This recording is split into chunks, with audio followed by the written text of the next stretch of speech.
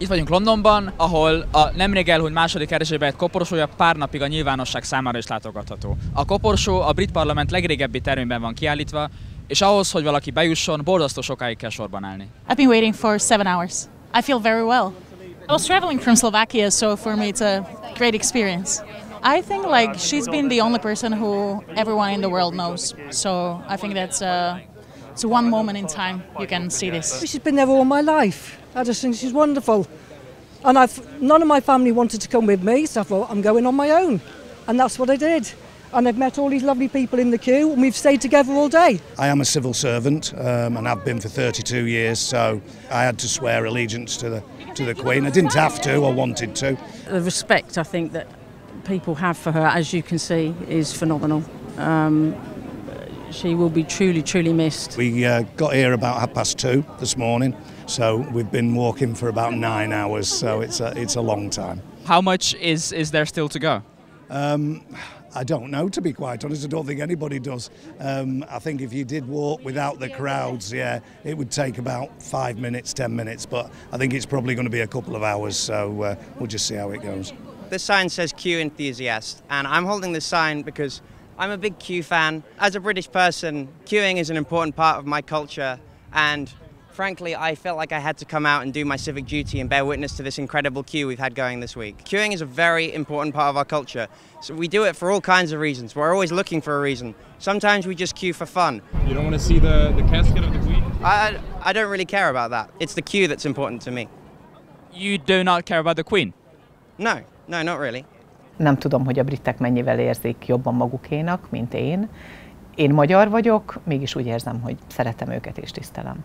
Több mint 20 éve élek Angliában, és mindig is nagyon szerettem a királyi családot. A királynőre felnéztem, végig végezte a kötelességét, anélkül, hogy ő személyesen véleményt nyilvánított volna dolgokban, és azt hiszem, hogy ez borzasztóan nehéz úgy csinálni a dolgunkat, hogy közben ne okoskodjunk. A sorról nem csak hallottam, hanem ma délután meg is látogattam. Hát nem álltam be a sorba, mert 24 órás várakozással fenyegettek, és arra nem voltam felkészülve, de a 16 éves fiam bejelentett, hogy ő viszont a barátjával beáll, egy haverjával beálltak a sorba.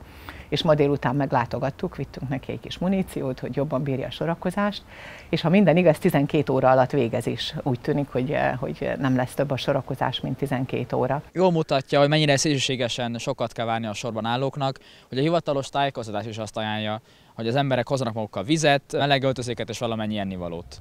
Az első 3 nap alatt még így is 710 várakozó kapott orvosi ellátást, a sor pedig egy alkalommal 24 órásra duzzadt. Are you taking a rest now, or why are you in the queue? No, one of the ladies we met in the queue, we've all just met in the queue. We didn't know each other before, and she felt a bit faint in the crush just now, so we just took her out to cool her down a bit. How are you holding up? Okay, so far so good. There's been free teas and coffees throughout, so it's been good. You okay? Yes. Yeah, lots of lovely people and lots of snacks, haven't we? Generally, the atmosphere is people are in good spirits. Even after queuing for many, many hours, folk have made friends. My name's Stephen, I'm a Methodist minister, and I'm part of a multi-faith team that's been organised by the staff of the Archbishop of Canterbury to provide chaplaincy support to the people who are queuing. And we're here to offer just any friendly person to chat with or to help anyone reflect on anything that comes up as a question for them and that kind of thing. So if I understand correctly, you're here to provide some sort of emotional support? Exactly. Are you yourself excited to see the coffin, or are you not going to see the coffin lying in state? I actually came last night. I queued for 12 and a half hours through the night, and I actually was in Westminster Hall at 7:30 this morning, and it was incredibly moving and well worth it. How long have you been here in the queue? Since 1 o'clock in the morning. I'm still waiting. But we've just seen Charles and we've just seen William. Oh, you have seen them both? Just now, yes.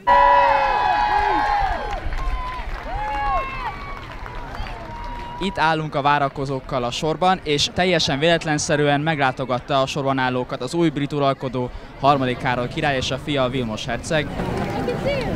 I'm not very tall, so I'm afraid I couldn't see him. I think one or two of the ladies here have got him on film, yeah. She's got a video of him, so. Do you have any expectations of the new king? no, I'm sure he will do a fantastic job. I'm sure he's going to change things. I think he wants to modernise it. In his first speech, Charles referred to the fact that society has changed a lot since 1952 when Elizabeth became Queen. The UK has become a multi-ethnic society. It's a multi-faith society. People of many different faiths and none. There's been more permissive laws, lots of changes in social legislation, lots of constitutional change as well in the UK.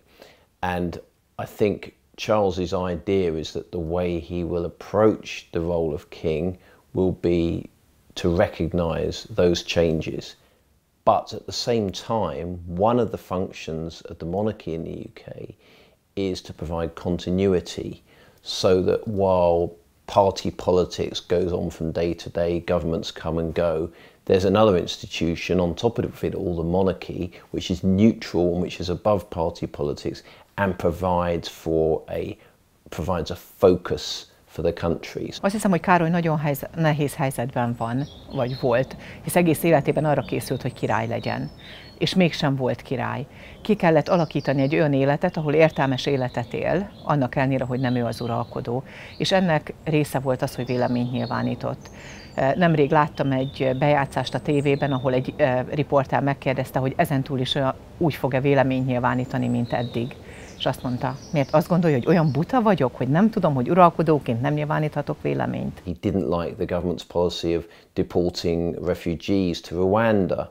So yes, he's had strong views and been more likely to get involved in controversy in a way that his mother didn't. While his mother was queen, she was very good at keeping away from controversy. Most of the influence they actually have is behind the scenes.